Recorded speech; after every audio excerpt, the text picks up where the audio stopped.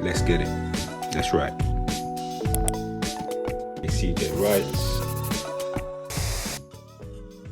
What's happening, people? This is CJ Lloyd Webley, aka CJ Writes.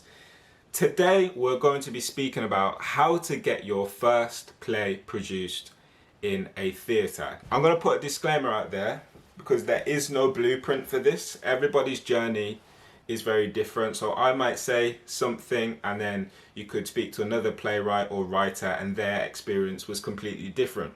But for the purpose of this video, I'm going to cover a few steps and a few pointers that can help you to get your plays noticed and hopefully get them produced in the future. So the first thing that I would say is avoid using too many locations within your piece.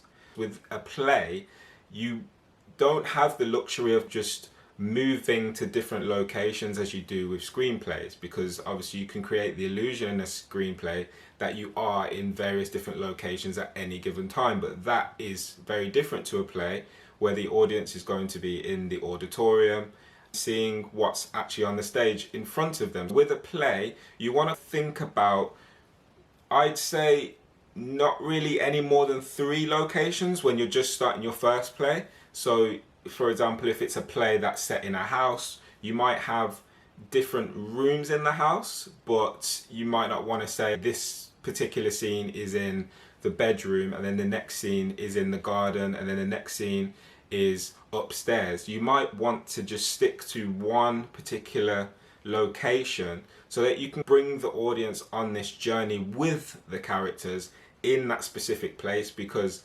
when you're chopping and changing from different locations within a play context, it can get a little bit confusing because you don't have the luxury of literally moving to that space. So what makes plays really interesting is being able to hold the audience with the characters, so being in the one location and only really moving if the context of the location is going to actually change and help to shape what the scene is about.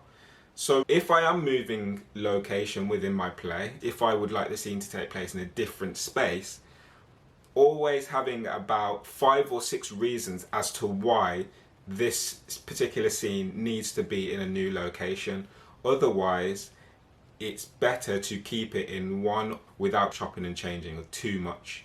So the second point I have about getting your play produced in a theatre is getting feedback on your work. So before you submit it to an organisation, tell trusted people about your story, get their thoughts and see if it's something that they would be interested to watch. A lot of times we write what we think is interesting, but theatre is a commercial beast, so want to put on plays that people are going to enjoy, that's going to get people excited about seeing it. It might not be that your life story is what people want to watch. So it's thinking about stories that are quite universal in theme, but you bring your own nuance to that. So get feedback on the play that you've written.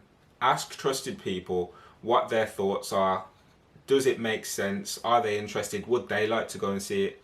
And ask them why as well, because when you have that why, that actually helps to give you assurance that actually this is the play that I'd like to submit to this particular theatre. And always check out the theatre that you're submitting to as well. Check out their website, go and see the venue if you possibly can, because there are specific venues that put on specific plays, and sometimes your play might not be suited to that venue, and that's going to make it less likely that your play would be produced there. So always check out the theatre venue and always get feedback on the work that you've written. So another point which I think is often overlooked is to put on rehearsed readings of your play. So a rehearsed reading is when you will hire actors or friends that enjoy acting possibly to have a script in hand and perform your work. So maybe you might like to work with a director, because directors like to get credits as well on their CV, so this would be a good opportunity for them. Also a good opportunity for the actors as well to get some acting experience and understand a different process of actually performing with a script in hand. So you basically will print out copies of your script. The actors will work with a director for a few days of rehearsal, depending on what your preference is, And then you'll book out a space, invite trusted people to come and see it. And that is another way of you getting some good feedback on your work before you actually start sending it out to theatres. So all of these points that I've mentioned are just about maximizing your chances of success, really, and maximizing the impact of your work.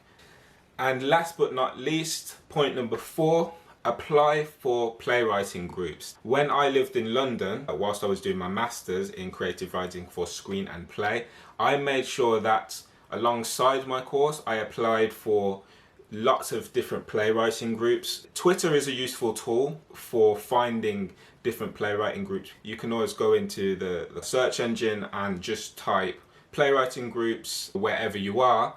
And this is a good opportunity not only for you to develop and hone your craft, but it's also a good opportunity for you to start building relationships with theatres and people who can actually start to give you a few pointers on the type of work they're looking for.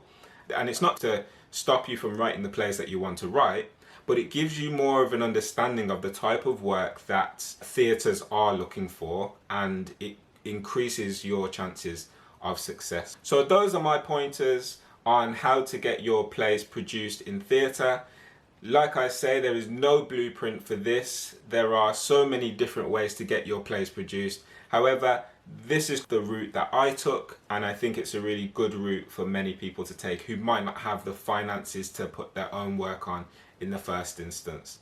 If you've enjoyed this video, please drop it a like and subscribe to the channel. Also drop a comment, because I'm always keen to connect with other writers and artists and people who are just interested in writing. Until next time, peace and love. Take care.